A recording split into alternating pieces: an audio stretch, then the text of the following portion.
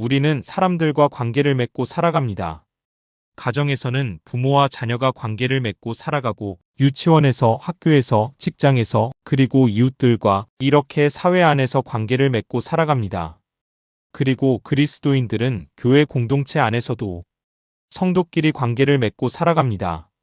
그러니까 우리의 삶 자체가 사람들과의 관계가 전부라고 해도 전혀 과언이 아니고 무리가 아닌 것이죠. 그렇게 사람들과의 관계가 모든 것을 차지하는데 우리가 그 관계를 잘 유지하고 이어가는 것은 결코 쉽지 않습니다. 사람과 사람 사이에, 단체와 단체 사이에, 사회와 국가 사이에 끊임없이 갈등이 일어나고 싸움과 다툼이 일어나고 심지어 국가들 간에는 그 갈등이 폭발하게 되면 전쟁까지 벌어집니다. 그런데 이러한 갈등, 다툼, 더 나아가서 전쟁이 주로 가까운 사이에서 벌어지는 경우가 대부분입니다. 세계 전쟁사를 보면 약 80% 정도가 서로 국경을 공유하는 국가들 사이에서 벌어졌습니다. 서로 멀리 떨어져 있는 국가들끼리의 전쟁은 20% 정도밖에 안 된다는 것입니다. 그럴 수밖에 없겠죠. 국경을 맞대고 있으니까 오랜 시간 동안 역사적으로 여러 가지 갈등이 축적됐을 가능성이 높습니다. 민족의 갈등, 영토의 문제, 종교 문제, 자원 문제, 여러 가지 지정학적 또한 지경학적 문제들이 발생하는 것이죠. 자기 나라의 유불리에 따라서 필연적으로 갈등이 일어날 수밖에 없는 것입니다. 그리고 가까이 있는 나라들은 전쟁을 하더라도 군대나 물자 이동이 용이합니다. 아무리 기술이 고도로 발전한 현대전이라고 하더라도 멀리 있는 나라를 타격하는 것은 여러 가지로 변수가 생길 수 있기 때문에 절대 쉬운 것이 아닙니다. 미국 정도만 그러한 전쟁을 수행할 수 있겠죠. 그러니 가까이 붙어 있는 나라에서 전쟁이 빈번히 일어날 수밖에 없는 것입니다. 우리나라도 마찬가지잖아요. 역사적으로 중국, 일본으로부터 끊임없이 침략을 당했고 전쟁을 치렀고 지금은 여전히 중국과는 또 다른 형태의 전쟁을 치르고 있고 우리가 하이브리드 전쟁이라고 하잖아요. 그리고 북한과도 대치 중입니다. 사람과의 관계도 이와 같다는 것입니다. 우리는 멀리 떨어져 있는 사람들과 갈등을 겪거나 싸우거나 하는 일은 별로 많지 않습니다. 멀리 사는 부모, 형제, 친척과는 그렇게 큰 갈등이 없습니다. 그리고 알지 못하는 사람과 갈등이 생길 가능성도 사실 거의 없습니다. 물론 지나가는 사람과 다툼이 생길 수도 있고 아니면 차를 운전하고 가다가 예기치 않은 교통사고가 날 수 있지만 그것은 우리 인생에서 적은 확률이죠. 우리가 모르는 사람과 매일 싸우고 교통사고도 매일 나고 그런 것은 아니잖아요. 그러니까 갈등이나 다툼이나 싸움이 벌어지고 몸과 마음이 상하는 일들은 늘 가까이 있는 관계에서 대부분 발생한다고 하는 것입니다. 그래서 가장 이해해주고 가장 배려해주고 가장 사랑해주고 해야 할 가족 안에서 이러한 갈등과 싸움이 자주 일어납니다. 관계의 어려움 중에 많은 부분이 바로 가정에서 가족 간에 발생하게 되는 경우가 대부분이라고 하는 것입니다. 그리고 가족보다는 확률이 적지만 그 다음으로는 학교에서, 직장에서, 이웃과 그리고 교회에서 이러한 관계의 어려움들이 발생한다고 하는 것입니다. 이러한 사람과의 관계의 문제는 아마도 인생에서 가장 어려운 문제가 아닐까 생각이 됩니다.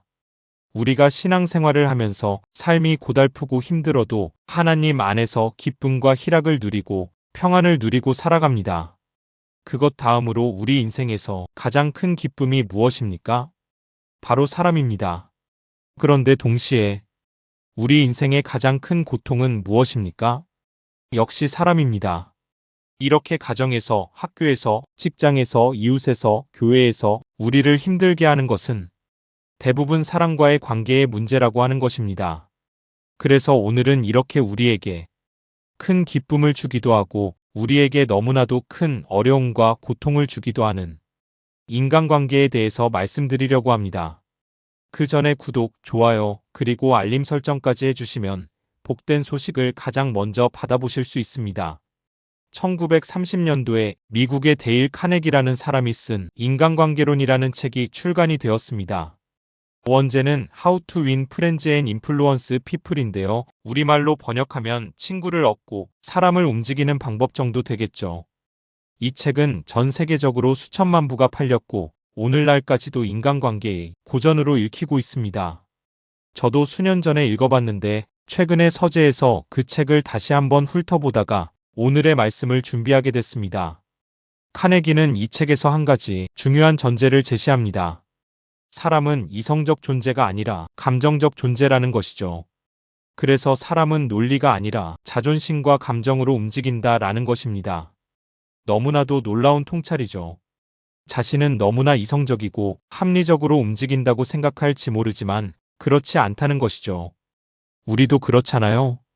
똑같은 일을 해도 이 사람이 하면 그럴 수도 있다고 하고 저 사람이 하면 어떻게 그럴 수가 있냐라고 하고 그만큼 우리의 기준이 감정에 의해서 그 기준이 왔다 갔다 하는 것입니다.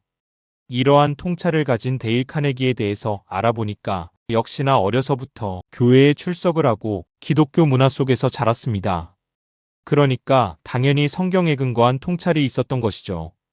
데일 카네기가 발견한 이 통찰은 사실 성경이 이미 수천 년 전에 말씀하신 것입니다. 예레미야 17장 9절에서 10절에 보면 만물보다 거짓되고 심히 부패한 것은 마음이라. 누가 능히 이를 알리오마는. 나 여호와는 심장을 살피며 폐부를 시험하고 각각 그 행위와 그 행실대로 보응하나니 세상에 있는 모든 것보다 더 거짓되고 썩은 것이 사람의 마음이라고 말씀하십니다. 그러니 누가 그 사람의 마음속을 알 수 있겠느냐 하는 것입니다. 여기에서 거짓되다라고 하는 것은 원어 성경을 보면 단순히 조금 나쁜 정도가 아니라 스스로도 자신을 속이는 상태를 말하는 것입니다. 나는 괜찮다. 이 정도는 죄가 아니다. 다른 사람은 더 심하다. 이렇게 자기 합리화를 만들어낸다는 것입니다. 또한 심히 부패했다고 하는 것도 원문 성경을 보면 치유 불가능할 정도로 병들다라는 뜻입니다. 그래서 인간은 많이 배웠다고 해서 많은 수양을 했다고 해서 환경이 좋아졌다고 해서 돈을 많이 벌었다고 해서 명예가 높아졌다고 해서 그래봤자 우리의 근본 문제가 해결되지 않는다는 것입니다. 그리고 또 9절 마지막 부분에 뭐라 말씀하십니까? 누가 능히 이를 아리오마는이라고 말씀하십니다. 사람은 자기 자신의 마음조차 제대로 모른다는 것입니다. 자기가 자신에 대해서 잘 안다고 생각하지만 왜 화가 나는지, 왜 미워하는지, 왜 두려워하는지, 왜 죄를 반복하는지 정확히 설명하지 못한다고 하는 것입니다. 그래서 바로 다음 절 10절에서 나 여호와는 심장을 살피며 폐부를 시험한다고 말씀하십니다. 사람은 자기 마음을 모르지만 하나님은 다 아신다는 것입니다. 그러니까 이 말씀은 무엇입니까? 우리 자신도 우리의 마음을 모르기 때문에 우리의 마음을 신뢰하지 말라는 것입니다. 절대 자신의 감정을 기준으로 삼지 말라는 것입니다. 자기 자신은 이성적이고 합리적으로 생각하고 그렇게 이성적이고 합리적으로 판단하다고 여기지만 사실은 그때그때 감정에 따라 요동치고 있다는 것입니다. 그러니 자신의 생각이 항상 옳다고 믿지 말라는 것입니다. 그래서 우리는 항상 겸손히 하나님 말씀 앞에 서야 하는 것이고 성령의 인도하심을 구해야 하는 것입니다. 그리고 우리의 평소의 삶 속에서 하나님 앞에 우리 자신을 점검해야 하는 것입니다. 그래서 이 시간에 그저 카네기의 책 내용만을 말씀드리려고 하는 것이 아니라 카네기가 발견한 인간관계의 원리들을 성경 말씀에 비춰보려고 하는 것입니다. 책의 내용이 방대하기 때문에 핵심적인 것만 요약해서 6가지로 말씀드리려고 합니다. 그럼 다음 시간에 그 첫 번째부터 알아보겠습니다. 다음에 꼭 만나요. 그리고 그때까지 평안하세요.